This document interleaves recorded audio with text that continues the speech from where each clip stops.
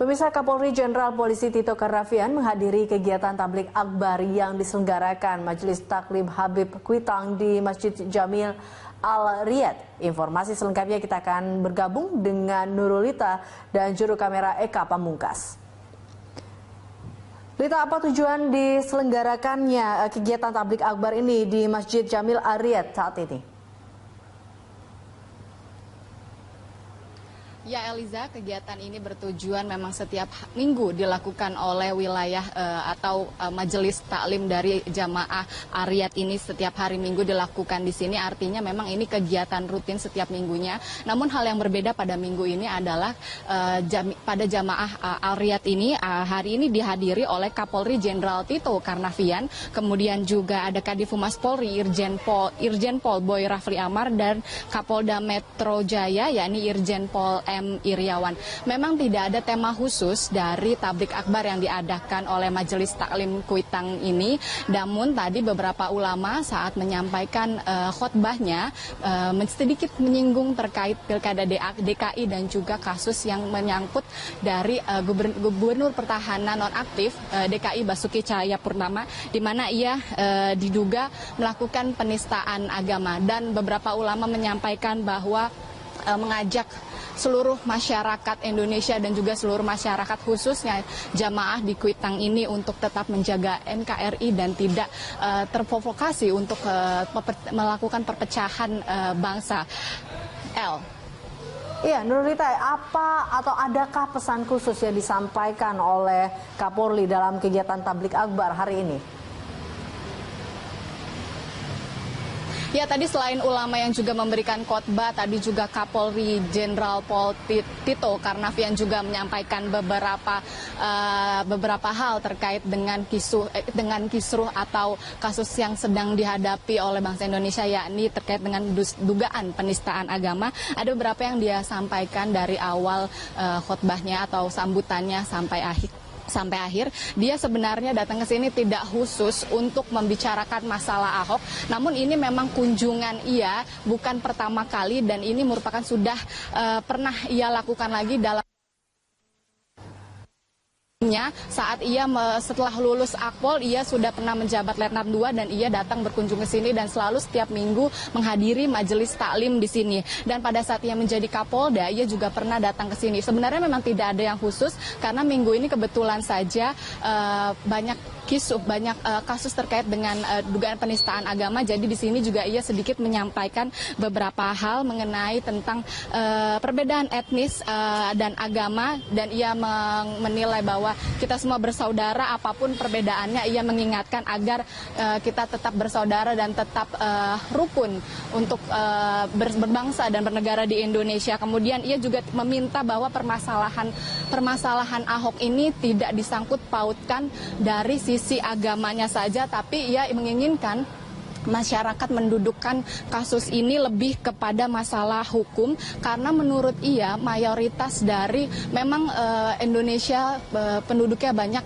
mayoritas agama Islam, namun khususnya di wilayah Jakarta ini juga menjadi mayoritas Islam, namun tidak di seluruh Indonesia umat Islam ini menjadi mayoritas. Jadi tugas Kapolri juga mengatakan bahwa ia juga bertugas untuk menjaga seluruh umat Islam yang ada di Indonesia ini, dan dia juga menceritakan beberapa hal terkait dengan kasus dugaan penistaan agama ini, di mana ketika kepolisian akhirnya memutuskan Ahok menjadi tersangka usai gelar perkara, dan ia juga harus menerima resiko. Dia menjelaskan dia harus menerima resiko bila kasus ini memang ditangani oleh kepolisian. Artinya ada 100 wilayah ada 100 wilayah di Indonesia yang mengikuti pilkada serentak, dan ia juga harus mau menerima atau menangani laporan-laporan dugaan-dugaan terkait dengan hal semacam kasus dugaan penistaan agama ini. Selain itu ia juga menjelaskan proses penegakan dari mulai pemanggilan saksi sampai gelar perkara, dan soal tuntutan di mana nanti ada demo tanggal 2 Desember atau tanggal 25 November nanti, akan kekhawatiran masyarakat seperti Ahok diminta ditahan ataupun nanti ada kekhawatiran untuk kabur kemudian menghilangkan barang bukti. Ia meminta bahwa masyarakat tenang karena seluruh prosesnya sudah dilakukan. Jadi meminta untuk masyarakat tetap tenang. Assalamualaikum warahmatullahi wabarakatuh. Waalaikumsalam warahmatullahi wabarakatuh. Pak Tito, pertanyaan kami pertama adalah banyak yang berasumsi atau berpendapat bahwa penetapan Gubernur Ahok sebagai tersangka itu adalah karena tekanan, entah karena tekanan publik, entah karena tekanan para pendemo atau tekanan politik. Menurut Anda, Pak Tito? Tidak ada tekanan. Kita melihat bahwa proses hukum kan memerlukan waktu untuk berjalan. Tanggal 27 September 2016 itu yang terjadi peristiwa di Kepulauan Seribu ya, Kepulauan Seribu, dan kemudian itu yang dianggap ada penistaan agama dalam ucapan Saudara Basuki Cahayapurnama. Dilaporkan tanggal 6 Oktober dan berturut-turut ada 14 laporan sampai dengan 21 Oktober. Saya saat itu kemudian memanggil Kabareskrim. Ini harus disikapi karena ini masalah sensitif ya. Masalah sensitif kalau sudah menyangkut masalah suku, agama, ras itu biasanya sensitif, sehingga saya memerintahkan segera saja untuk lakukan upaya penyelidikan ya, dalam rangka untuk mencari dan menemukan dugaan pidana dan apakah bisa ditingkatkan menjadi penyidikan. Nah, ini kan memerlukan waktu. Kasus ini sendiri kita lihat tidak simpel ya, karena mengandung ucapan, dan ucapan itu bisa multitafsir. Tiap-tiap orang mungkin bisa berpendapat berbeda ya, sehingga memerlukan kesaksian dan berikut ahli-ahli, termasuk ahli bahasa, ahli agama ya, dan juga ahli hukum pidana untuk mengetahui mens reanya. Jadi bukan dianggap bertele-tele, memang waktunya demikian. Kita sudah termasuk cepat ya, dalam waktu hampir 3 minggu lebih. Kita sudah 20 orang lebih yang kita periksa, termasuk saksi ahli. Ada yang di Jogja, ada yang dari Undip Semarang, ada yang dari Purwokerto, ya, di luar kota, cukup banyak. Gitu.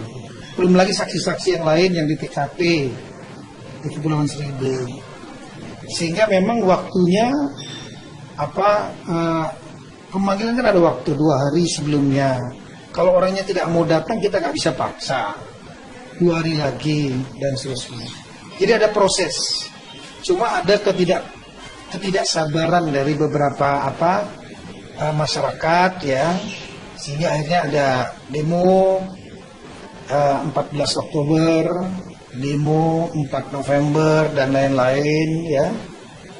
Kita berusaha untuk mempercepat laju penyelidikan itu. Ada disampaikan ketika itu soal dissenting.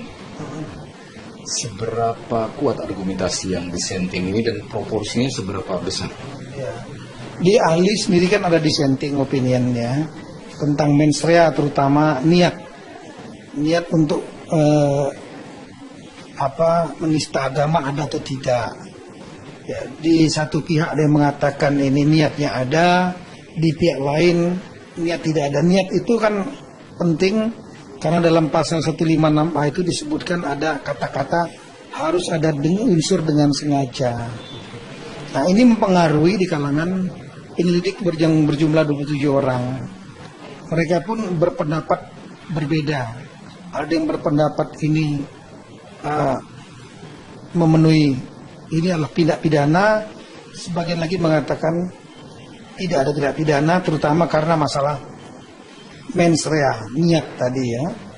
Nah, saya tidak ingin tentunya bercerita tentang jumlahnya, tidak elok saya bercerita jumlahnya, tapi prinsipnya adalah keterbelahan atau dissenting opinion, dan itu wajar. Dalam hukum kadang-kadang terjadi demikian ya. Ada perbedaan pendapat gitu antara yang satu dengan yang lain dalam menerjemahkan, karena ada masalah-masalah subjektif juga. Keyakinan keyakinan penyelidik, ya, keyakinan hakim, keyakinan jaksa itu ada pada setiap tahapan. Nah sehingga, tapi mereka bersepakat bahwa kasus ini diangkat saja ke pengadilan yang terbuka, sehingga nanti ada di dalam peradilan terbuka itu ada namanya cross examination. Di dalam gelar perkara tidak ada cross examination, tidak ada ahli ini menggugat ahli yang lain, mendebat ahli yang lain. Ini semua sebenarnya memberikan masukan saja. Oleh karena itu kita tingkatkan kasusnya menjadi kasus penyidikan, karena dominannya adalah mengatakan pidana, sehingga akhirnya diangkat ke penyidikan dan menetapkan saudara Basuki Cahayapurnama sebagai tersangka dan kemudian dilakukan pencegahan.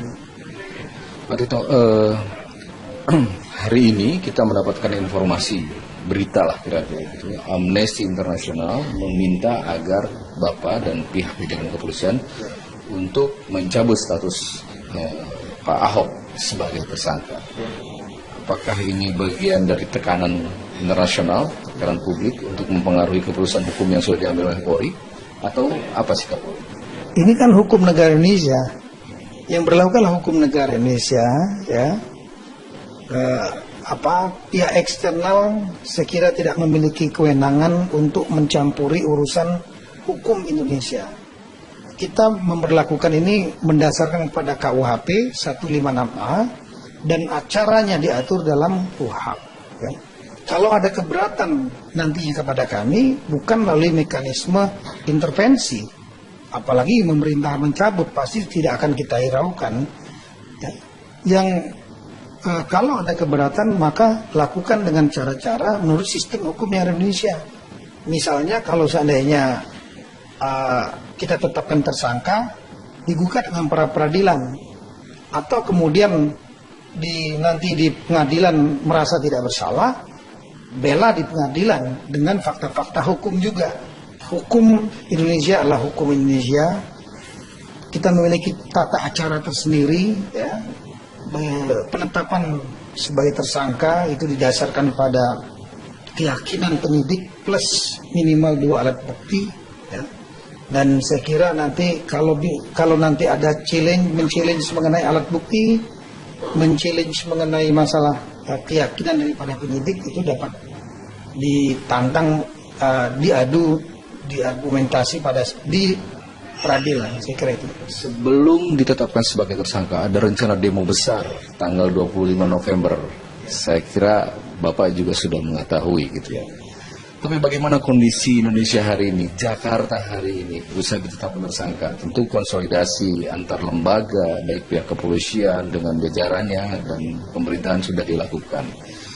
Apa yang ada dalam pandangan Pak Tito soal rencana demo tersebut? Apakah tetap jadi atau ada himbauan atau harapan-harapan lain dari pihak kepolisian? Pertama-tama saya alhamdulillah ya, mengucapkan puji syukur kepada Tuhan Yang Maha Kuasa karena demo pada 14 Oktober, 4 November berlangsung dengan lancar, meskipun ada beberapa mungkin ya insiden kecil ya. Saya kira masalah penyampaian pendapat itulah hak setiap warga negara. Yang kita hindari adalah jangan sampai terjadi aksi anarkis, aksi kekerasan. Kalau itu pasti kita akan tidak tegas.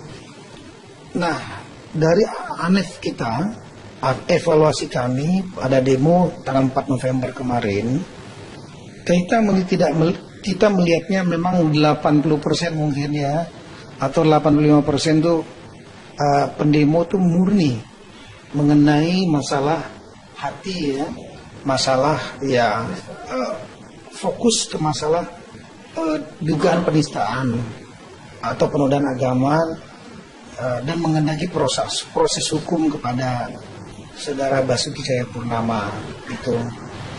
Nah kemudian tapi kita melihat memang indikasi ada beberapa elemen yang ingin mengambil momentum itu, menggunakannya ya untuk kepentingan agenda politik mereka sendiri.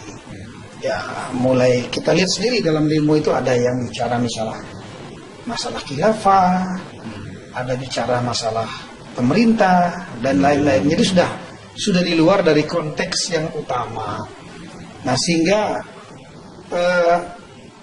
saya meyakinkan bahwa proses hukum yang sedang dijalankan ini tidak main-main. Kita akan serius, kita akan selesaikan, kita akan tuntaskan. Dan tugas polisi adalah sampai dan kejaksaan, yaitu agar kasus ini bisa menjadi P21. Setelah itu kejaksaan masuk ke pengadilan. Ya, ada pembagian dalam sistem peradilan kita. Kita yakinkan itu. Nah, kalau seandainya kita sudah memberikan keyakinan ini kepada masyarakat, tentunya kita berharap masyarakat yang fokus proses hukum, tuntutannya proses hukum, bisa memahami dan tidak perlu turun ke jalan lagi karena kita memberikan keyakinan. Nah, persoalannya adalah masih ada 10-15% ya elemen-elemen yang memiliki agenda lain. Jadi bagi mereka proses hukum ini bukan tujuan. Proses hukum mereka menggoyang pemerintah, menggoyang pemerintah baik untuk khilafah maupun untuk yang lain. Potensi untuk kembali terjadinya aksi dalam jumlah besar yang sesungguhnya pemerintah sudah mendeteksi hidden agenda lah, agenda-agenda lain di luar aksi dugaan penistaan agama ini. Ini tergantung dari persepsi publik, ya. Kalau persepsi publik meyakini bahwa proses ini adalah serius dan saya selaku Kapolri menjamin ya, bahwa kasus ini ya, inilah pertaruhan bagi saya, pertaruhan jabatan saya juga menjamin kasus ini akan maju sampai dengan ke jaksa penuntut umum, itu tugas saya. Ya, kemudian jaksa penuntut umum tentunya nanti kita harapkan nanti akan memajukan kasus ini ke peradilan. Tapi sekali lagi saya tegaskan selaku Kapolri, saya menjamin ya, kasus ini di tingkat kepolisian, tingkat penyidikan kita akan sangat serius. Nah, sekarang itu tergantung persepsi publik.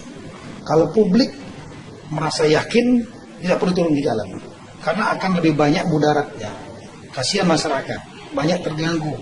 Kasihan warga negara kita nanti bisa ditunggangi, kemudian dirobek-robek, kemudian diadu domba dengan yang lain. Nah, sebaliknya jangan mudah untuk terprovokasi kepada ajakan-ajakan yang tidak jelas. Dan saya menghimbau kepada pihak-pihak yang memiliki agenda yang lain, janganlah memanfaatkan publik, sentimen publik ya, yang dimana ketika kita sudah sangat serius menangani ini, kemudian dimanuver lagi, diprovokasi dengan tujuan-tujuan yang lain. Masyarakat kita saya yakin sudah sangat cerdas mereka untuk menilai ini ajakan baik atau ajakan buruk. Saya menilai jaminan Anda sebagai Kapolri, jabatan Anda sebagai Kapolri itu bukan sesuatu yang main-main gitu ya. Yang ini tentu saja harus diikuti dengan bagaimana aparat di bawah Anda juga ikut melakukan pendekatan-pendekatan kepada kelompok-kelompok yang selama ini memang menyampaikan aspirasi dalam bentuk unjuk rasa. Bagaimana kemudian Pak Tito melakukan instruksi ke bawah untuk melakukan upaya-upaya mungkin yang tepat bukan berarti, tapi pendekatan barangkali, pendekatan dengan kelompok-kelompok yang selama ini memang juga sangat bersemangat untuk melakukan aksi unjuk rasa. Ya, saya sudah menyampaikan ini pendekatan itu tidak hanya pada saat ada peristiwa ya. Pendekatan-pendekatan yang dilakukan oleh kepolisian kepada semua pihak, baik kepada rekan-rekan TNI, kepada rekan-rekan di pemerintahan, maupun kepada masyarakat, itu adalah suatu kewajiban. Memang tugas utama kepolisian untuk menjaga Kamtibmas tidak akan bisa dijalankan sendirian. Jadi harus bersama-sama dengan seluruh komponen pemerintah masyarakat.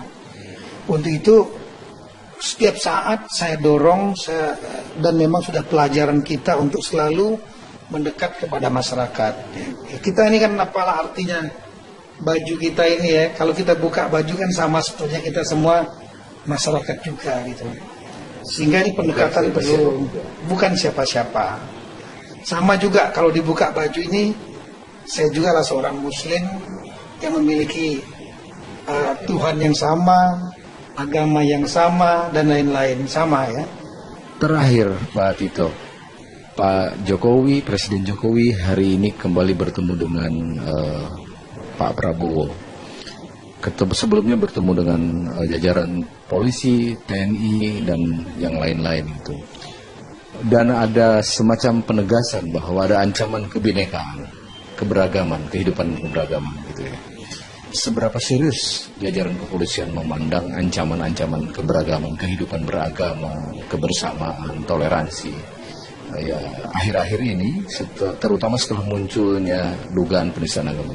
Ya, sebetulnya isu ini harusnya dikembalikan kepada ranah hukum saja, ya, tanpa memandang yang bersangkutan latar belakangnya apa, suku, agama, ras yang dilaporkan. Tapi dugaan penistaan agama kan bisa dilakukan oleh siapa saja, bahkan yang satu agama pun bisa melakukan penistaan agama. Jadi ini bukan menyangkut pendapat saya, bukan menyangkut masalah suku, agama, dan rasnya, dan latar belakangnya. Tapi kebetulan saja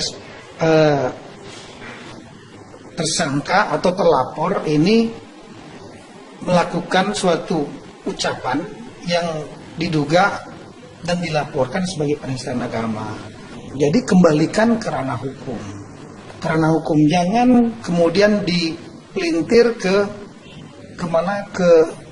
isu-isu yang lain, dipolitisasi, kemudian di framing sedemikian rupa yang membuat masyarakat kita menjadi bingung dan terbelah.